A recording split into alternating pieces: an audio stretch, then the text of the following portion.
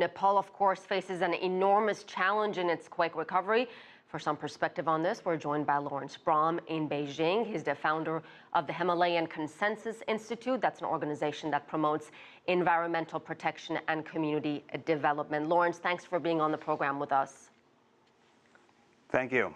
So it turns out after 5 days, aid is starting to reach people who desperately need it, but there's also anger and frustration that the aid has not reached them quick enough. What are you hearing about the situation on the ground? Okay, our team on the ground, between them and here, we're having the following feedback. First of all, the airport is, very congested, and once aid or equipment is arriving, getting it through Kathmandu, distributing it, is complex. There's discussions right now of trying to airlift from China through Kunming to Dhaka, Bangladesh, and then using light aircraft that can bring the aid to Pokhara, another city, which will be able to allow distribution to the rural areas much faster. And if this was done, this would be able to get around the enormous clogs that are being forced because of the condition in Kathmandu.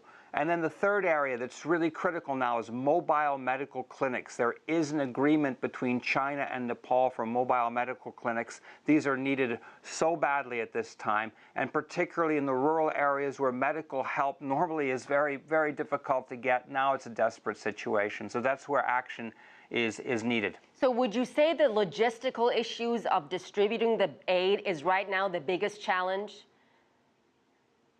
Logistical issues in Kathmandu on a normal day and throughout the country are difficult. The road systems are really poor. Most of them are mountain roads. Even in the city itself, the road systems are potholed and not working. And so it's this kind of condition now with people living in the streets, sleeping outside, everybody wanting aid that is really the problem. So from our team on the ground, the big issue now is the logistics, actually getting blankets, food, water, medical supplies through the city and out into the countryside. That is really, it's an infrastructure imbroglio. And Laurence, this truly has been an international effort as far as getting help to Nepal. So many countries involved, including United States and China.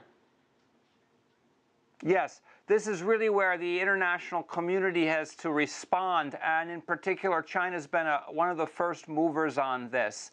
And it's very critical. Helicopters are needed. In particular, China has the ability to fly those copters and those systems for high altitudes because many people are still trapped in the mountainous regions. Aid cannot get into those regions. Road systems, again, are down.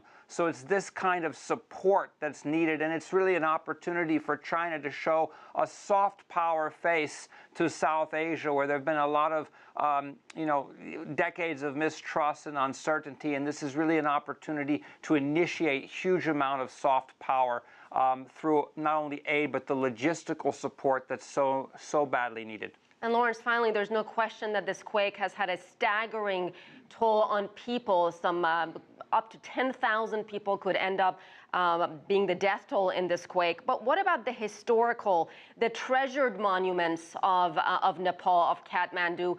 Are they damaged and destroyed for good? And can they ever rebuild those?